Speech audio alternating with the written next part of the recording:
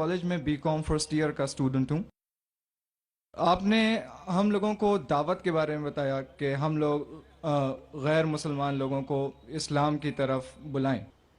तो मैं ये जानना चाहता हूँ, कल को इंशाअल्लाह जब मैं इस काम के लिए, इस नेक काम के लिए आगे दुनिया में निकलूँगा, तो किसी गैर मुसलमान ने मुझसे सबसे पहले ये पूछ लिया कि मैं अपना मज़हब छोड़ के, जिसको मैं इतने सालों से प्रैक्टिस कर रहा हूँ, आपका इस्लाम क्यों पकड़ लूँ? या एक स्टेप आगे जाके उसने ये कह दिया, आप अपना इस्लाम छोड़ के मेरे मज़हब में क्यों नहीं आ जाते? तो इन दोनों सवालों का मैं क्या जवाब दूँ? शुक्रिया।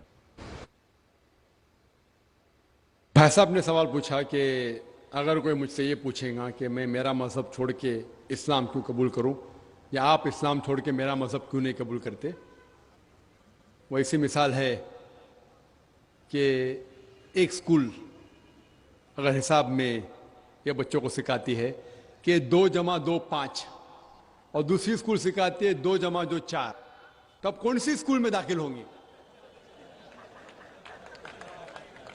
वो स्कूल जो हक की बात कर रहा है, लेकिन आम इंसान को हिसाब के बारे में पता है कि 2 जमा जो 4 है और 2 जमा जो 5 नहीं है।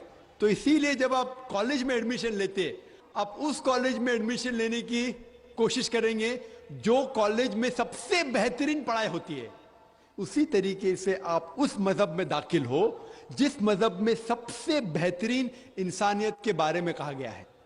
इसीलिए मैं कहता हूं गैर मुसलमानों से, चैलेंज करता हूं कि आप मुझे इस्लाम से अच्छा मजहब दिखाओ और मैं इस्लाम छोड़ दूंगा, आपके मजहब में दाखिल हो जाऊंगा। लोग कहते हैं जाकिर कुफ्र की बात कर रहा है। कुफ्र की किधर बात है? हक की बात है। मैं जानता हूं कि इस्लाम से अच्छा मजहब है ही नहीं। ठीक है, मैं कहता हूं अगर आप इस्लाम से बेहतर मजहब दिखाओ मुझे, मैं वो मजहब को कबूल करूंगा। अगर आप इससे बेहतर किताब मेरे सामने पेश करते हैं तो मैं इस किताब को छोड़ के उस किताब पे अमल करूंगा। लेकिन मैं नहीं चाहता हूं कि हर कोई मुसलमान ये कहे, क्योंकि ये दावती मैदान आपका फन नहीं है। ये मैं कहता हूं क्योंकि मुझे मुताल्ला है। तो इस तरीके से जब हम कहते हैं ताला इला कलमतिन सवाइम बैना बैनकुम, आओ उस बात की तरफ जो आप और हम में यकसा है। तो इस तरीके से जब भी हम गैर मुसलमान से बात करते हैं तो सबसे बेहतरीन जो आयत है, मैंने कहा ताला इला कलमतिन सवाइम बैना बैनकुम, आओ उस बात की तरफ जो आप और हम में यकसा है। तो आप कहेंगे भाई साहब आप हिंदू है, आप ईसाई है, मैं मुस्लिम हूं, चलो जो हम में इख्तिलाफ है उसको बाजू रखो, जो आप और हम में यकसा है कम से कम उसके ऊपर तो अमल करे। क्योंकि आपको मेरे मजहब में नया आने का मत आओ, मुझे आपके मजहब में नया आने का, ठीक है, कम से कम जो आप और मेरे मजहब में यकसा है उस बात के ऊपर तो हम एक साथ में अमल करेंगे और कोई भी नहीं कहेगा कि नहीं। तो कुरान में अल्लाह ताला फरमाते हैं ताला इला कलमतिन सवाइम बैना बैनकुम, आओ उस बात की तरफ जो आप और हम में यकसा है। सबसे पहली बात अल्लाह नाबुदा इल्लल्लाह, हम सिर्फ अल्लाह सुब्हानहू तआला की इबादत करें। वला नुश्रिका बिही शैय्यन, कि आपस में हम किसी को अल्लाह के साथ शरीक न करें। वला यत्तखिज़ बादुना बादन अरबाबन मिन दुनिल्लाह, हम आप और हम में से किसी को अल्लाह के बराबर कोई रब न बनाए।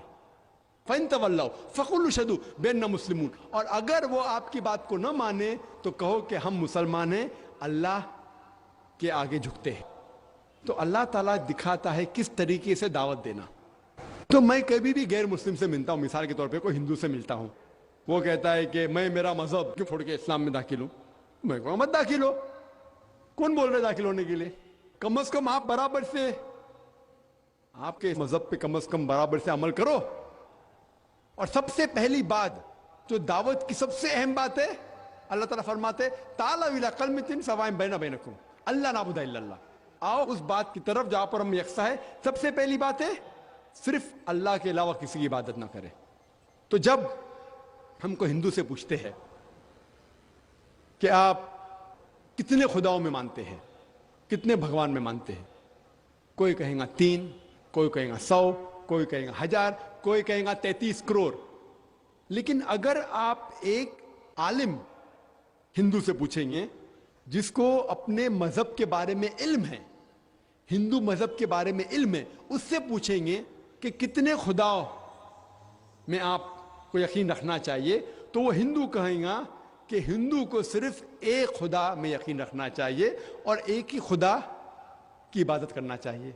लेकिन आम हिंदू वो मानता है एक फिलॉसफी जिसे कहते हैं पैंथीइज्म।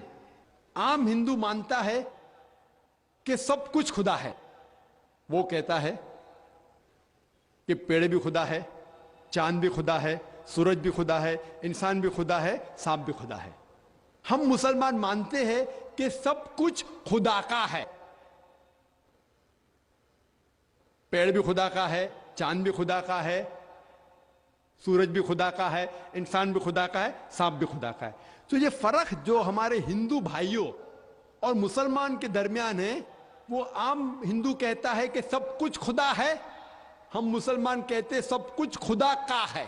फर्क है सिर्फ का। अगर हम इस का के फर्क को समझ सके तो हिंदू और मुसलमान एक हो जाएंगे। सिर्फ फर्क है का। किस तरीके से हम उस फर्क को समझेंगे? अल्लाह ताला फरमाते ताला इला कलमतिन सवाइन बैना बैनकुम, आओ उस बात की तरफ जो आप और हम में यकसा है। हम समझे उनके किताबों से खुदा का क्या तसव्वुर है। जब हम उनकी मजहबी किताब पढ़ते हैं, Chandogya Upanishad chapter number 6 section number 2 shloka number 1, उसमें लिखा है एकम एविदित्यम। यह संस्कृत श्लोक है जिसके मानी है भगवान एक ही है, दूसरा नहीं है। आगे जब हम पढ़ते उपनिषद, उपनिषद हिंदुओं की एक मुकद्दस किताब है, कई मुकद्दस किताबें हैं।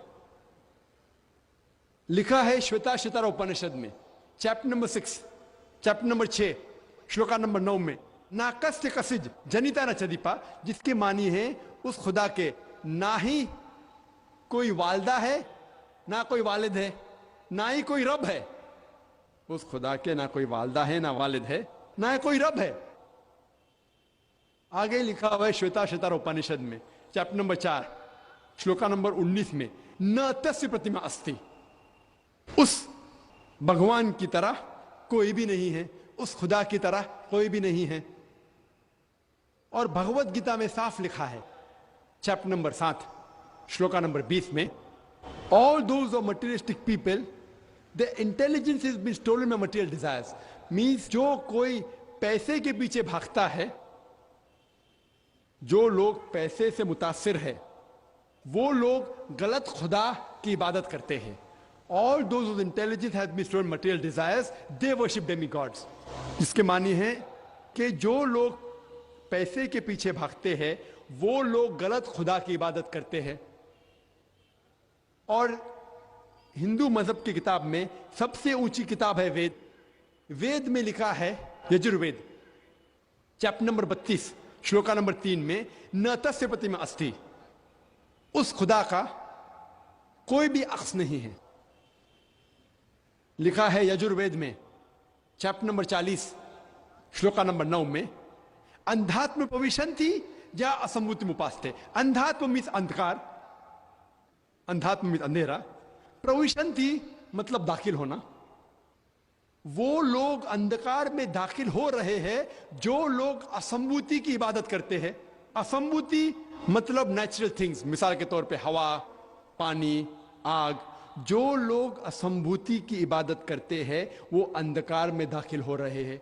और आगे लिखा हुआ है वो लोग और घोर अंधकार में दाखिल हो रहे हैं जो लोग संभूति की इबादत करते हैं। संभूति मतलब इंसान की बनाई हुई चीजें, मिसाल के तौर पे टेबल, चेयर, बुद्ध।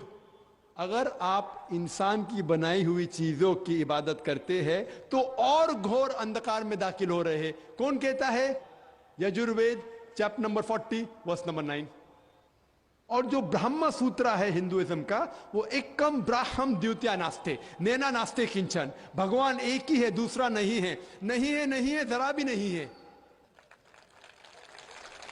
तो मैं कहूंगा हिंदू से कम से कम आपकी किताब में देखो भगवान एक है, ना उसका बुत है। आप एक भगवान की इबादत करो और किसी की मत करो। तो पहले पे मैं उससे कबूल कराऊंगा ला इलाहा इल्लल्लाह कि भगवान एक है। उसके बाद आता है मोहम्मद रसूलुल्लाह। और मैंने एक तकरीर की है कि मोहम्मद सल्लल्लाहु अलैहि वसल्लम के बारे में दिगर मज़ाहिब के किताबों में क्या लिखा हुआ है, और एक तकरीर भी की है कि खुसूसन हिंदू मजहब के किताब में मोहम्मद सल्लल्लाहु अलैहि वसल्लम का जिक्र। तो मैं उसे ये साबित करूंगा, वक्त नहीं है कि मैं एक तकरीर करूं मोहम्मद सल्लल्लाहु अलैहि वसल्लम के बारे में हिंदू मजहब में, लेकिन मोहम्मद सल्लल्लाहु अलैहि वसल्लम का जिक्र हिंदू मजहब की कई किताबों में है।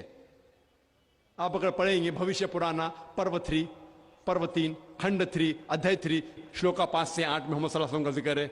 भविष्य पुराना पर्व 3, खंड 3, अध्याय 3, श्लोका 10 से 27 तक के उसका जिक्र है मोहम्मद सल्लल्लाहु अलैहि वसल्लम का।